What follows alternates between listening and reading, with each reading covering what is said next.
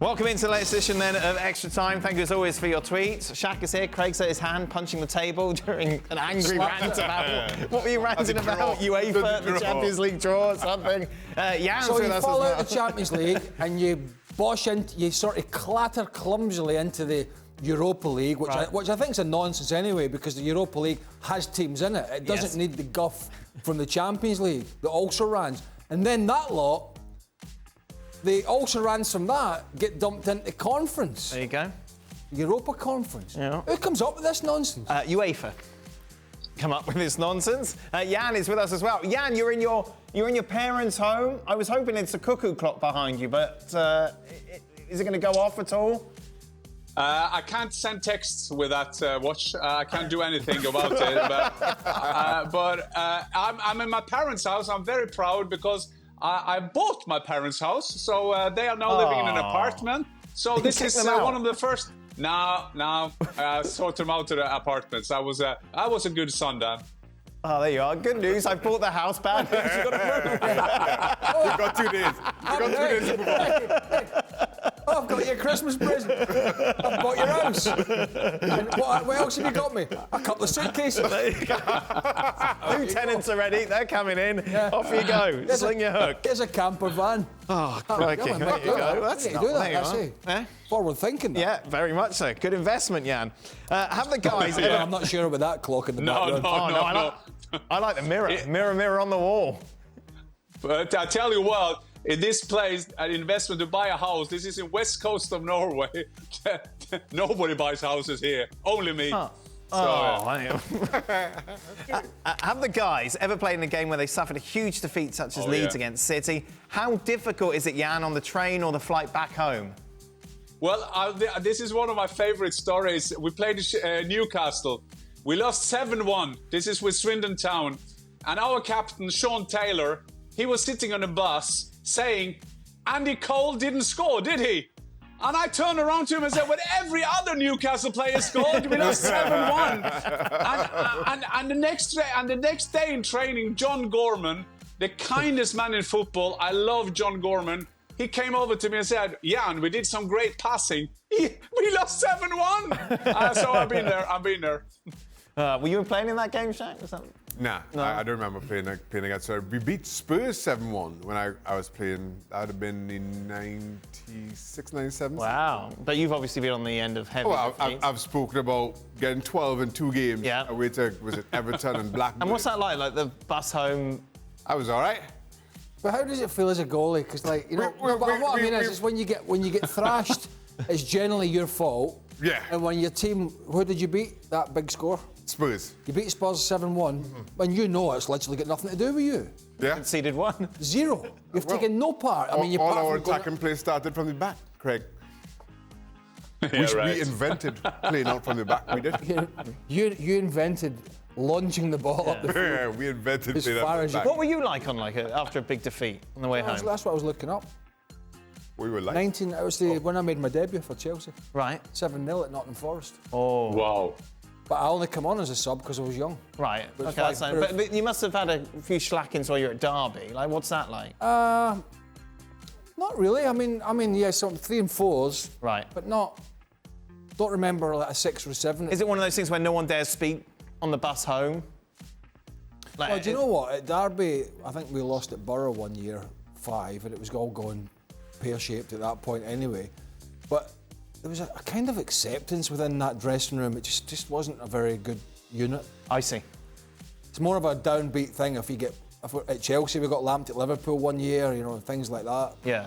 Coming back from losing an Old Firm game, even though it was only 1-0 from Ibrox, it's just not nice. Horrible.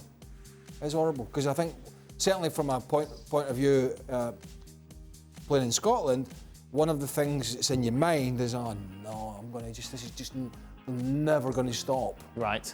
You know, if you're losing the Old Firm game until the next Old Firm game when you can maybe put it right, they ain't going to stop. And you're like, oh, jeez. Who's the biggest flop this season, Shaka? Bruno or Kane? I'm going to go Kane. Kane is paid to do one thing, and he hasn't done that an awful lot. At least Bruno is well, still doing. How can I phrase this? Well, he's off set pieces, he's off penalties, but I just feel that goals aside, he's still contributing more significantly than Kane. Let me put it that way. Why is it not Fernandes and Kane? Or Bruno or Harry? Oh, I don't know. This just That's why I asked the question. I'm not asking the question. I'm just reading the question. I don't know why they put Bruno. I don't know why they didn't put Harry. Both of them have been guff. What's in a name? It says it right there at the top of the tweet. Mr. What's in a name? There you go. Bruno or Kane, Jan? I think that we will have to go for Kane because I think Bruno Fernandes, they're taking away his penalties, they're taking away his free kicks. How can this guy get confidence when they got another Portuguese who takes everything away from him? So I will go for Kane, and that is also because, I mean, in the national team, he scores his goals and he'll probably break the records there. But after that embarrassing thing with Manchester City, I mean, the story should be then for him to come back and score goals for Tottenham, and he hasn't, and he had to do that after that summer because, I mean, Harry Kane, lovely guy, everything, but that was not the best moves of the Kane family, and now we'll see if they're gonna fight it out with the Haaland family. Well, I will say one thing, is Kane's form has been this season, Fernandes has been, his form was on dip long before last season finished. You know what I mean? Yeah. So his is not just just. point. It's not just Ronaldo. No, it's not. I mean, okay, I do agree. He's been bumped off a few of the set pieces, but he's not playing well. No. He did not play well for Solskjaer when he needed him.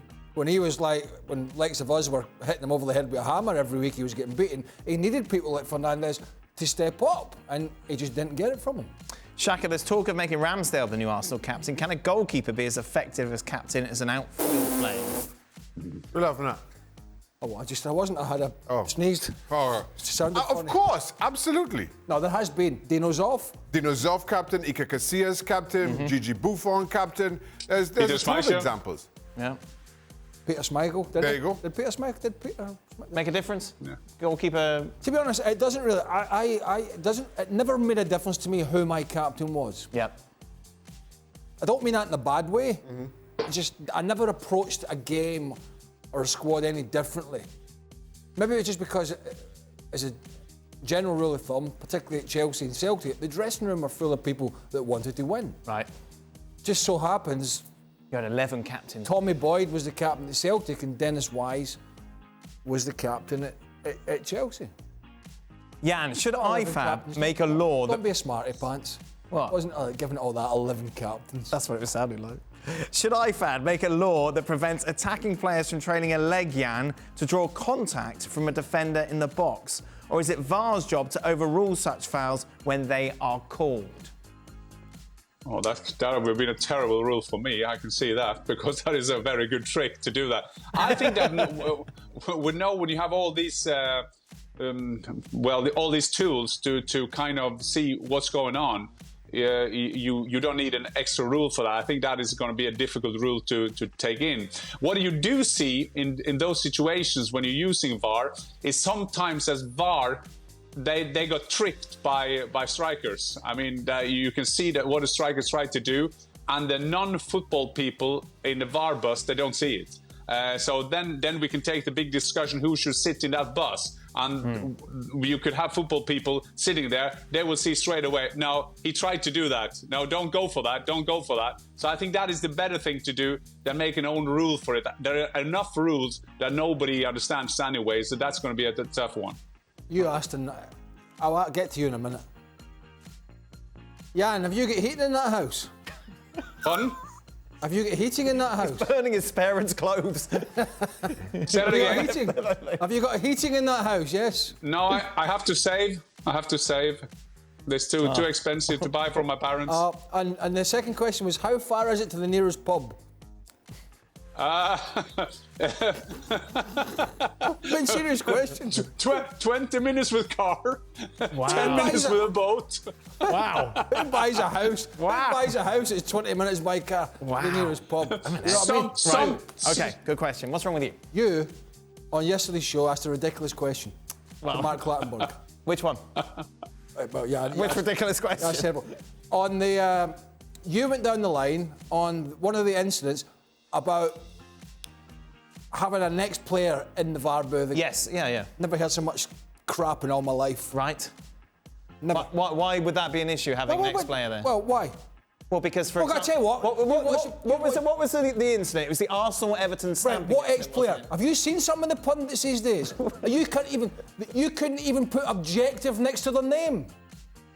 Some of them are nothing more than cheerleaders. I mean, short of wearing their former team's colours in the studios, I don't know what you do. So who would you put in there? Well, you put someone objective in there. It would never end. It would never. The conspiracies would never end. Okay. So all that yesterday, it might work and all. What a lot of nonsense. All right, well, I should have phoned in. Well, yes. If only there was an avenue to phone in. Thank goodness there's not an avenue to phone in. Right, no, God, there's some good questions I want to cover. Can you get Craig to my house? Can you get Craig to my house? This is rehab for him. What do you mean you've got good questions? These last 3 questions, I'm interested in the answer. I've been on this show in the States for 8 years. We've never had a good question. Right, players get a lot of free stuff nowadays. What's the most expensive or best thing you ever got for free? Shaq? Just a sponsored car call. Sponsored car, definitely. I got a sponsored car. That wasn't the Maserati, though, no? No, it wasn't. I got a sponsored car. I was paying for Reading, West Ham, Newcastle and West Ham had sponsored cars. What was the nicest car that they gave you? Oh, it was some. Just I can't remember what they were. Nothing. No, nothing stood out. Nothing top end or anything of this. No. Craig? But it's the best freebie you've got. Well, it's not free technically. I earned it. Okay. What's the best thing? Golf clubs from Mizuno. Did you? I wore Mizuno boots. Right. In the 1994 FA Cup final. Okay. And as part of the deal, I got a big brand new set of clubs, the full shebang. Right. When you were dropped for the next cup final, did they take them away? And I was wearing Reebok boots then. I tell you what, I got a club car at Celtic. All the boys had Hondas. Right. Because they were a sponsor of the club. And my son, who wasn't much more than 2.5 years old, crashed it. Was it the eldest son? Well, he was the only one at the time. Right. Figure that one out. How did he do that?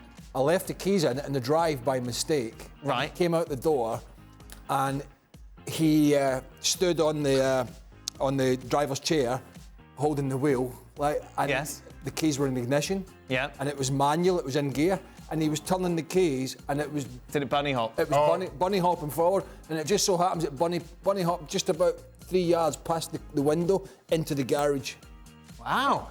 I mean, it was obviously not a big course. thing, but it was. It's quite a big thing. There was paintwork. Had to be a Burley boy. There was a lot of paintwork damage. And let me tell you, since that moment, he hasn't made many better decisions. That's 23 years ago. Jan, your best freebie? The best freebie was at the end of my career. I came back to Norway, and unfortunat„, I played another year in Norway. And they had a freebie to have a free meal at McDonald's. That was not a good thing. That was a very bad freebie. That's fantastic. Very good. What do you got? What? How many caps did you get for Norway? You get a freebie at McDonald's. That was after my career for Norway, let's put it this way. Brilliant. I tell you what, I couldn't buy a house that was 20 minutes from a pub.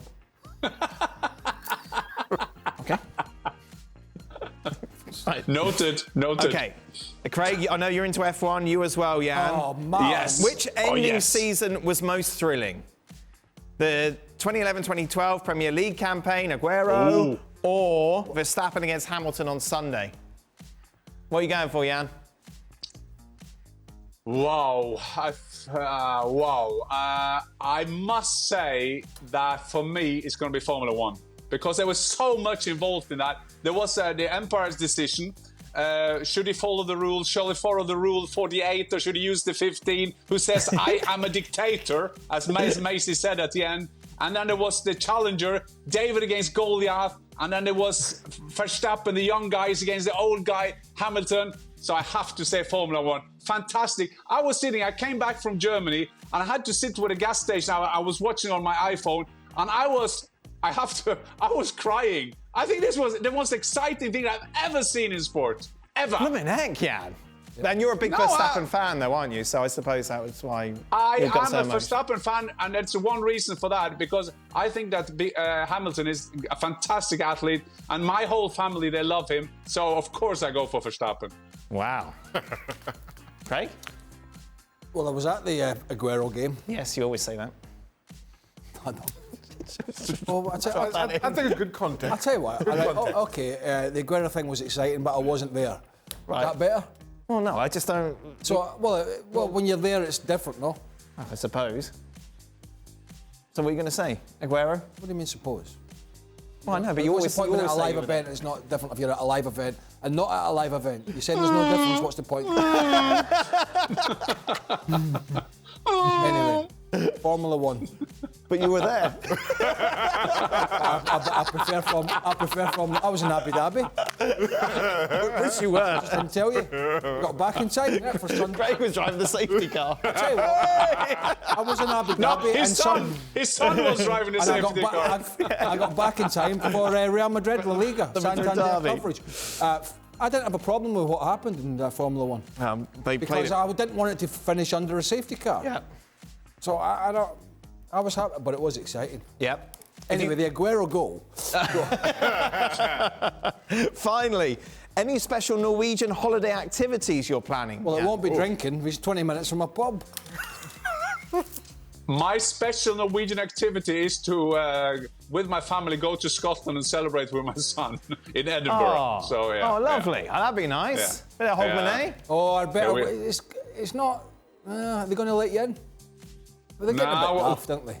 After 6 tests, I would have 5 or 6 tests, and I'll probably. No, I know, exactly. I mean, I know, I'm not tests. getting too much into it, but it's getting a bit silly again. There we go. You just got to be careful when you go. That is it. I'm not going to Scotland myself. Well, Scotland will be happy to hear that. Apparently, I'm So will we. Yeah, no, we're not happy. We'll get rid of him. I'm going to. I've been invited by UEFA actually to go and participate host the draw? in some seminar about how they can stop making a pig's ear of everything. Good. Yeah. And maybe you could go in the VAR booth.